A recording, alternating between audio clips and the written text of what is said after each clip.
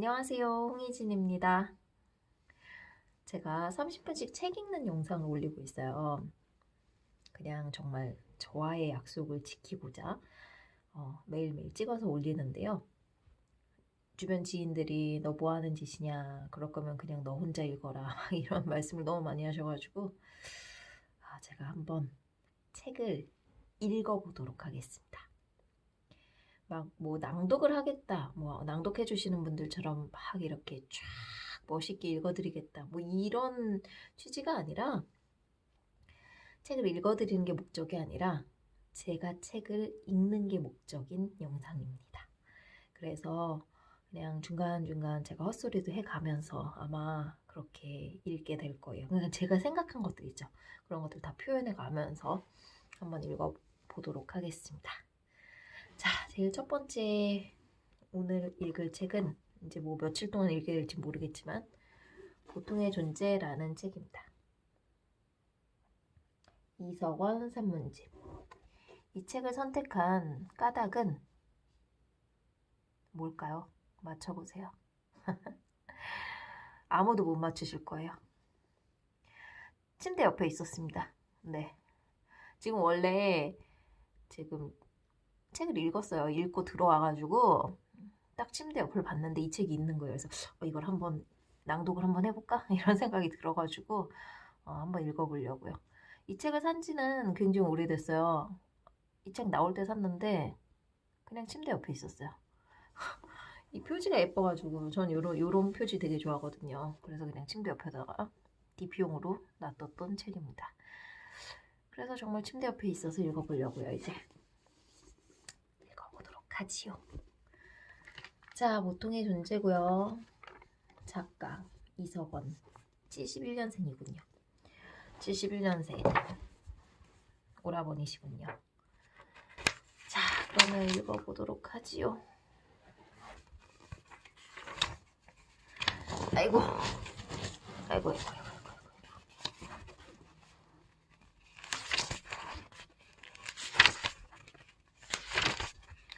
1장.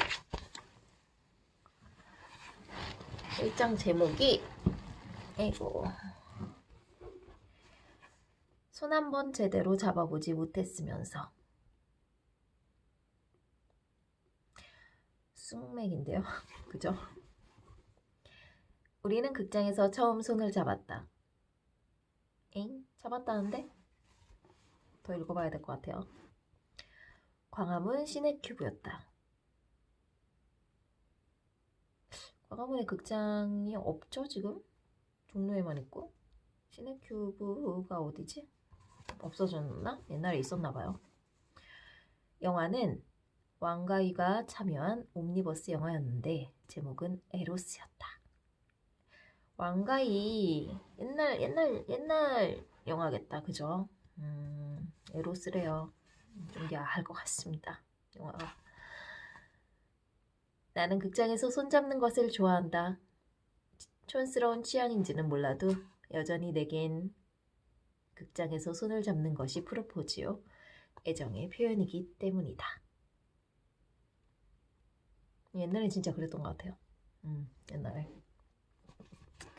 그쵸? 처음 손잡는 거는 극장이지.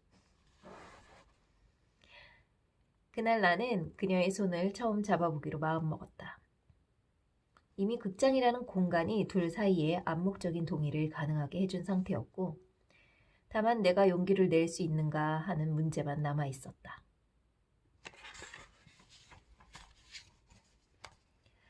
영화가 중반을 향해 치달을 때 나는 바보처럼 그녀는 그것마저도 귀엽다고 해주었지만 그녀의 귓가에 대고 나 이제 손잡는다 라고 큰 소리로 말한 후 그녀의 손을 덥석 잡아버렸다. 에이, 큰 소리로는 말 못했겠죠. 어떻게 극장에서 큰 소리를 해. 나 이제 손잡는다 뭐 이랬겠지. 그녀는 웃으며 거부하지 않았다. 거부해본 경험 없으세요? 전 있는데. 되게 어색해지는데 나올 때. 나올 때 진짜 어색해지고 어두운 데 있을 땐 그래도 괜찮아요. 근데 이제 밝은 데 나오면 되게 어색해지고 빨리 집에 가고 싶고 그러면서 이제 끝 안녕 쫑. 거부하면은 그냥 끝이죠. 계속 읽을게요.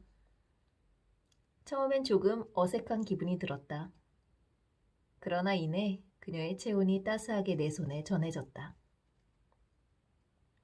우리가 손을 잡은 것, 서로의 살이 닿은 것은 그때가 처음이었다. 이때 너무 설레는데, 그죠? 처음으로 이렇게 닿을 때. 그녀와 나의 손이 포개어진 채 살짝 그녀의 허벅지 위에 놓였으므로 친밀감이 더해졌다. 나는 오늘 그녀의 손과 허벅지를 한꺼번에 정복한 것이다. 에? 이렇게 생각한다고요? 에? 참, 좀 반박을 해야 되겠네. 이제 극장에서 좌석이 이렇게 옆에 있잖아요. 그럼 그 사이에 팔 놓는 그 팔걸이가 있잖아요. 이게 지금 옛날 얘기니까 요즘은 이게 이렇게 들어지고 그런데 옛날엔 그게 그냥 그대로 고정이었단 말이에요. 그러면은 손을 잡았어. 그러면 그 손을 그 팔걸이 위에다가 되게 좁잖아요. 되게 불편하단 말이에요. 그게 안 되죠. 그러니까 남자 쪽으로 이렇게 손을 하기에는 내 팔이 짧고 여자 팔이 짧고 그러니까 팔 긴 사람이 그렇죠. 이제 여자 쪽으로 이렇게 손을 놓게 되는 거지. 이렇게 생각하네. 제가 괜히 오바했나요? 자, 여하튼 간에 나는 손잡는 것을 좋아한다. 모르는 남녀가 꺼리낌 없이 하룻밤을 보내는 원나잇 스탠드가 요즘처럼 횡행하는 세상에서도 누군가와 손을 잡는다는 행위가 여전히 특별할 수 있다는 것. 그 느낌이 이렇게나 따뜻하고 애틋할 수 있다는 것이 나는 눈물겹다.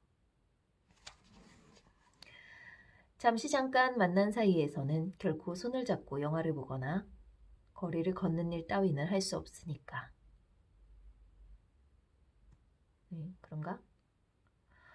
손을 잡는다는 것은 그처럼 온전한 마음의 표현이다. 누구든 아무하고나 잘 수 있을지는 몰라도 아무하고나 손을 잡을 수는 없는 것이다. 그래서 나는 손잡는 것이 좋다. 그런가? 네, 계속 읽어보도록 하지요. 그녀는 평소와는 다른 차림이었다. 허벅지 트임이 이국적인, 마치 중국 여자들이나 입을 법한 소매 없는 붉은 원피스는 그녀가 그날을 특별하게 생각하고 있다는 증거였다. 이거는 맞죠. 평소에 뭐 이런 원피스는 잘 안 입을 테니까 데이트를 위해서 꾸몄겠네요. 극장을 나선 우리는 반포의 작은 식당 뉴욕 스테이크에 가서 어떤 길 잃은 개에 관한 이야기를 나누며 저녁을 먹었다. 동물을 아주 사랑하시는군요. 길 잃은 개 얘기를 하시면서 스테이크, 맛있겠다. 그것이 우리의 시작이었다. 시간은 흘렀고 마침내 모든 인연은 소멸하였다. 함께 보낸 시간들은 무쳐 화석이 되거나 기억과 함께 사라져갈 형편이 되었다. 세상의 모든 남자와 여자들이 이처럼 끝을 앞에 두고서도 아랑곳하지 않은 채 여전히 황홀한 사랑을 시작한다. 물론 시작은 시작일 뿐이다. 그들은 곧 중반기에 접어들고 사랑은 식어가는 결말을 맞이할 것이다. 이것은 자연의 순리로 이미 체념한 지 오래이긴 하나 나는 한 가지 아쉽게 생각하는 것이 있다. 바로 이 나이에도 불구하고 열정이 식어버린 상태에서 상대의 손을 잡아본 적이 한 번도 없다는 사실이다. 나는 언제나 손을 잡았을 때 아무런 느낌이 없으면 그것으로 사랑도 끝났다고 생각했다. 한 번도 열정이 없어진 사랑을 이어가 본 적이 없던 것이다. 그래서 나는 지금껏 공공연히 나의 사랑의 유효기간은 3개월이라고 말하고 다녔다. 그리고 그것은 사실이기도 했다. 아무리 좋아하던 사람도 3개월이 지나면 더 이상 가슴은 뛰지 않고 키스는 짜릿하지 않더라. 그럼 3개월 동안 스킨십을 안 하고 3개월 후에 하면은 또 짜릿해지는데? 이걸 모르셨네, 이분이. 더 이상 가슴은 뛰지 않고 키스는 짜릿하지 않더라. 읽은 문장이군요. 나는 그런 정열의 소멸을 감당하지 못했다. 그리고 이제 나의 마음이 다하였나 보다 라고 굳게 믿고는 대책 없이 무력하게 끝을 향해 터덜터덜 걸어갔다. 늘 그랬다. 3개월 사귀고 헤어지고 3개월 사귀고 헤어지고 그런 거야? 그런데 어느 날 생각해보니 사랑은 그런 것이 아니더라. 나이가 드셨군요. 사랑과 열정은 한 몸이 아니었다. 열정이 식는다고 사랑도 사라져버리는 것은 아니었다. 열정이 식는다고 사랑도 사라져버리는 것은 아니었다. 만난 지 5년, 10년 된 사이에 무슨 설렘이 있고 어떤 긴장이 있겠는가. 그럼에도 불구하고 변함없이 사랑을 이어가는 사람들이 있다. 그런 사람들에게 손잡기란 어떤 의미를 갖는 것일까? 그들은 왜 손을 놓지 않을까?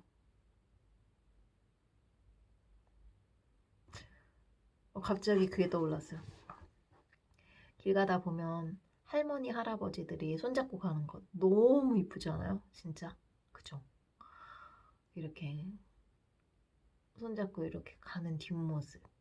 그리고 뭐 어디 이렇게 들어가고 할 때 할아버지가 할머니 손 이렇게 막 끌어당겨서 이렇게 해주고 할 때 너무 멋있던데요? 나 늙었나 봐. 갑자기 이렇게 핑 도네. 여하튼 갑자기 그게 생각났습니다. 나는 서로에 대한 신뢰와 믿음으로 굳게 결속한 이들의 마음이 어떤 것인지 알지 못한다.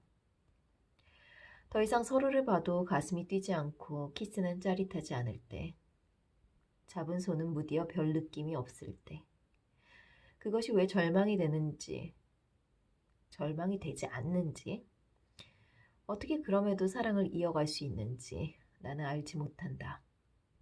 그리고 알고 싶다.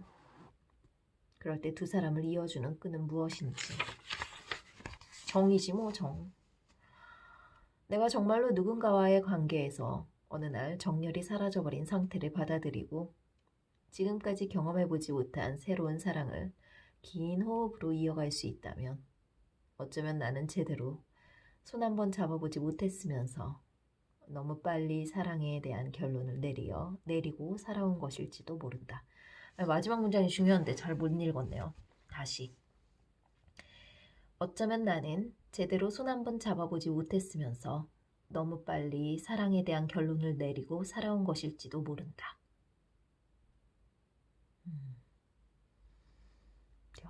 나이가 드셨어? 자, 이제 두 번째 가볼게요. 아름다운 것. 제목이 아름다운 것이네요. 28, 26. 11년 전 우린 어린 부부였다. 결혼하셨네. 찾았네, 그분을. 그땐 우리가 그렇게까지 어리다고는 생각하지 못했는데 이게 제가 읽으면서 약간씩 단어, 글자 하나하나씩을 바꾸네요. 그건 상관없겠지. 그래도 다시. 11년 전 우리는 어린 부부였다. 그땐 우리가 그렇게까지 어리다고는 생각지 못했었는데 결혼식에 참여한 어른들이 하나같이 아기들이 결혼을 한다며 애처롭게 바라보던 이유를 이제는 조금 알 것 같다. 당시 나는 정말이지 가난한 형편이었기에 그나마 가진 돈은 가능하면 신부를 위해 써야 했고 그러고도 남은 돈은 결혼식 이후의 생활비로 돌려야 할 상황이었다. 지금도 기억나는 건 동네 웨딩숍에 가서 3만원짜리 턱시도를 빌린 일이었다.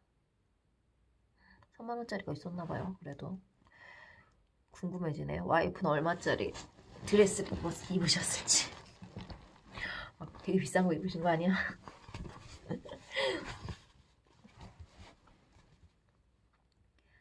처음에는 아현동 굴다리 부근 언덕길에 있는 웨딩숍 거리가 비교적 저렴할 거라 생각해서 돌아다니다가 그마저도 비싼 것 같아 그냥 동네 아무데나 들어가 제일 싼 것으로 고른 것이 3만 원짜리였다. 사실 당시엔 아무렇지도 않았었지만 훗날 시간이 지나고 나서는 왜 가끔 KBS 아침마당 같은 데서 결혼식 못 올린 아줌마들이 나와가지고 울면서 서운해하는 장면을 볼 때면 남몰래 공감할 때가 있다. 남자분인데? 진짜요? 남자들도 그런 욕심이 있나? 그런데 3만 원짜리 싸구려 턱시도에 관해선 불만이 없었지만 머리만은 그렇지 않았다. 사실 이 머리라는 게 무턱대고 강남의 유명한 미용실을 가는 것보다는 지명도가 조금 떨어져도 자기 머리를 잘 아는 단골집에 가는 것이 마음도 편하고 성공 확률도 높은 법 아닌가. 맞아. 하지만 신부가 강남에서 머리를 해야 한다고 하고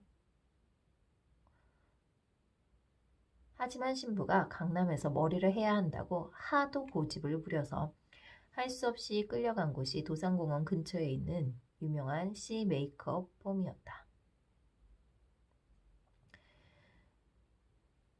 이 와이프는 좀 비싼 거 입었을 것 같은데요. 새벽부터 일어나 아침 일찍 미용실에 도착해 자리에 앉아서 기다리고 있자니 무심해 보이는 인상의 한 남자가 다가왔다. 다들 선생님 하기에 나도 엉겁결에 선생님 어쩌고 저쩌고 하면서 저쩌고 없었어요. 저도 모르게 나왔어요. 선생님 어쩌고 하면서 선생님 어쩌고 하며 어렵게 주문을 했건만 완성된 머리는 내가 지금 결혼을 하러 가는 새신랑인지 무슨 가장행렬 참여하러 가는 사람인지 분간할 수 없을 정도였다. 에이구. 그럼 진짜 하루 기분 나쁜데. 평소에도 그런데 결혼식 날 그러면 진짜.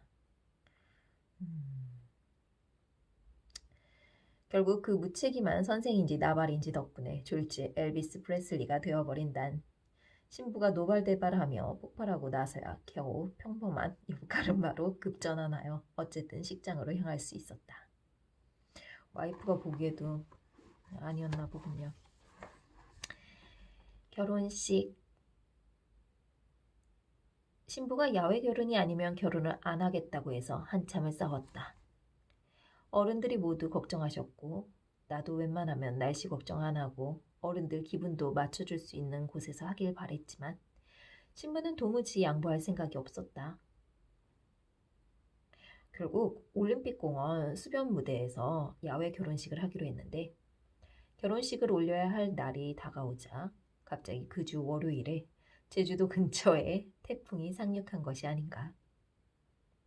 다급해져 생전 처음으로 기상청 사이트에 들어가 주간 예보를 확인한 결과 불행히도 결혼식이 열리는 토요일 태풍의 진로는 정확히 서울을 향하고 있었다. 덕분에 하루하루 피를 말리다 마침내 다가온 결혼식 당일 다행히 하늘이 도왔는지 역시 기상청 예보라서 맞지가 않았던 건지 날씨는 너무나 화창했다. 다행이네요. 비 오면 잘 산다는 얘기도 있다고 하긴 하는데 야외 결혼식은 진짜 곤란하겠다. 호수가 바라보이는 너른 공간에 산들산들 바람이 불고 햇살이 가득한 축복 속에 28, 26세 어린 신랑과 신부는 함께 입장을 했고 결혼식은 그렇게 별탈 없이 마칠 수 있었다. 예뻤겠네요. 바람이 조금 부는 바람에 주례사 도중 좀 이상한데? 바람이 조금 부는 바람에 바람이 조금 부는 바람에 주례사 도중 쇠로 된 아치가 넘어져 주례 선생님의 머리를 강타하는 사건이 벌어지긴 했지만 태풍 속에 야외 결혼식을 치르는 것에 비하면 아무것도 아닌 일이었다. 자기가 안 맞았으니까 그렇지. 요. 이 주례 선생님은 아팠을 텐데. 신혼여행지를 정할 때 철없는 어린 신부가 외국으로 가자고. 게다가 앞으로 1년에 한 번씩은 반드시 외국 여행을 가야 한다고 꿈에 부풀어 이야기하자 신부와 통화 중이었던 나는 조용히 장모님을 바꾸라고 한 후 이렇게 말씀드렸다. 어머니, 저 이 결혼 못하겠습니다. 되게 똑똑한데요? 엄마랑 얘기하는 거잖아. 야, 너 말 안 통하니까 니네 엄마랑 얘기할게 이거잖아, 지금. 결국 나의 그 한마디에 신부의 꿈은 물거품이 되어버렸고 철없는 어린 신랑과 신부는 그렇게 티격태격하다가 결국 신혼여행은 강원도와 경주로 가게 되었다. 94년 9월 나는 친구와 강원도로 여행을 떠났고 우리는 사귀는 사이는 아니었지만 어느새 그 애는 날 배웅하고 있었다. 이건 옛날 얘기인가 봐요. 그죠? 그렇게 떠났던 여행길에서 처음 본 오징어잡이 배들의 눈부신 광경을 보며 난 가슴이 터질 것처럼 한 사람을 그리워했고 돌아와 그 사람과 인연이 되었다. 그리고 4년 뒤 우린 부부가 되었다. 그때 칠흑같이 어두운 속초 밤바다 그때 칠흑같이 어두운 속초 앞 밤바다에 마치 물 위에 잠실 야구장이 몇 개나 떠 있는 것 마냥 무섭도록 환한 불빛들이 수백 척의 오징어 배잡이에서 쏟아져 나오던 광경을 어떻게 잊을 수 있을까? 나는 내가 본 아름다운 것을 보여주고 싶었다. 그 돈으로도 살 수 없는 귀한 것. 제가 그 돈이라고 읽었죠. 아니, 그냥 돈이었어요. 돈으로도 살 수 없는 귀한 것. 오직 너에게만 보여주고 싶은 것. 그래서 글로 간 거야. 그래도 감동이었겠네요. 그런 얘기하면 풀어지겠네. 외국 안 가도 뭐 좋지 뭐. 우리는 강원도에서 1박을 한 후 오징어잡이 배가 나타날 때까지 동해안 해안선을 따라 경주로 가는 밤길을 하염없이 달렸다.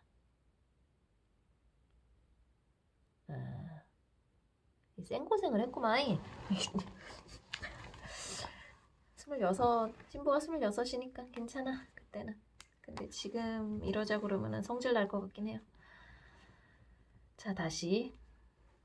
중간중간 몇 척의 배들이 작지만 강렬한 빛을 내뿜을 때면 그 애는 기껏해야 서너 척 정도가 군데군데 모여있는 걸 보고도 소리를 질렀지만 그건 예전에 내가 본 온 바다천지가 오징어잡이 배로 뒤덮여 있던 장관에 비하면 보잘것없는 초라한 광경이었다. 나는 그것이 못내 아쉬워 달리고 또 달렸다. 그런 얘기 들었는데 20대 이거는 제 얘기 20대 여자에게 뭔가를 사주면 남자들이 그렇게 행복하대요. 너무 좋아해서 막 이러면서 이래가지고 약간 그런 느낌 받았어요. 조그만 거 보고도 막 이렇게 좋아하고. 그러나 나이가 먹으면 그렇게 뭐 리액션이 크지가 않죠. 갑자기 그게 생각났습니다.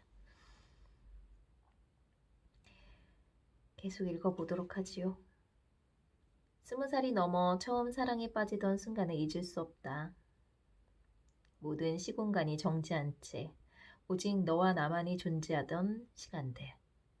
그러나 더욱 잊을 수 없는 순간은 그토록 사랑했던 사람에게서 내 마음이 멀어지는 걸 느끼던 순간이었다. 그때 충격과 상실감은 무엇으로 설명할 수 있을까? 종말의 순간은 너무 빨리 찾아왔고 그 어떤 무엇으로도 돌이킬 수 없었다. 사랑이 뭘까? 마음은 왜 변할까? 모르겠다. 하지만 지금도 그 애를 생각하면 문정동 어느 작은 공원 문 앞에 걸쳐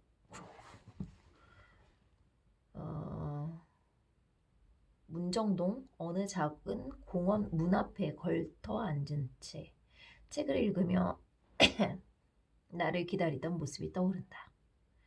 그리고 그것이 내가 사랑한 그녀의 전부였는지도 모른다. 그것이 연민이건 뭐건 상관없다. 설사 그게 사랑이 아니라 해도 사랑보다 중요하지 않는다고 생각하지 않는다.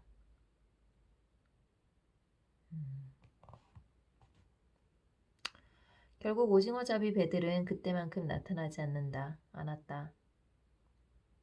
나는 신부에게 내가 본 것을, 보여주고 싶었던 것을 보여주지 못한 채 경주에 도착했다. 아쉬움 속에 도착한 경주는 조용하고 정갈했다. 수학여행에 온 아이들이 아무리 제잘거려도 마치 온 도시가 눈으로 뒤덮여 있는 듯 조용했다. 사랑이 무엇인지, 마음은 왜 변하는지 난 여전히 모른다. 그렇지만 그때 그 오징어잡이 배들을 보여주지 못한 것이 아직까지도 아쉬운 것을 보면 마음이란 것이 그렇게 쉽사리 소멸하는 것만은 아닌 것 같다는 생각이 든다. 우리는 그로부터 6년 뒤 헤어졌다. 제가 지금 막 이렇게 막 틀리게 읽고 그랬잖아요. 뭐 생각하면서 읽느라고. 그랬는데 아니 왜 결혼 얘기를 잘 하다가 갑자기 20살에 처음 사랑에 빠졌는데 왜 종말이 찾아왔고 어쩌고저쩌고 뭐야 그러면은 A라는 사람이랑 결혼하고 지금 첫사랑 얘기를 그냥 갑자기 하는 건가 이랬는데 그게 아니었군요.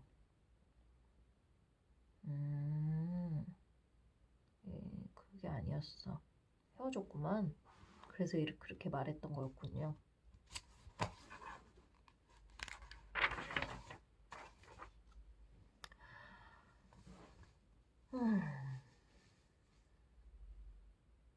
나는 오늘도 느리게 달린다.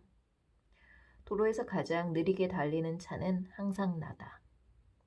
그래서 내 뒤에 오는 차들은 거의 어김없이 크랙션을 누르며 답답해하다가 쌩 하고 추월을 하곤 한다. 너넨 좋겠다. 그렇게 급한 일, 중요한 일, 가치 있는 일이 있어서 그렇게 미친 듯이 가야 할 곳이 있어서 오늘도 나는 가장 느리게 달린다.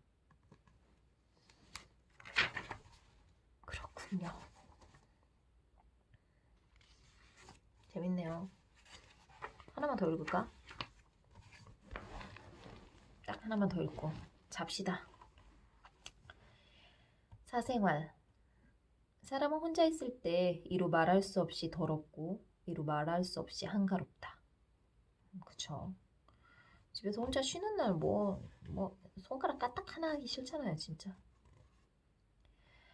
하나의 글이 완성되기까지 그것이 장편이든 단편이든 소설이든 수필이든 간에 상관없이 어떤 글이건 완성되기 전 작업 과정에 있어서만큼은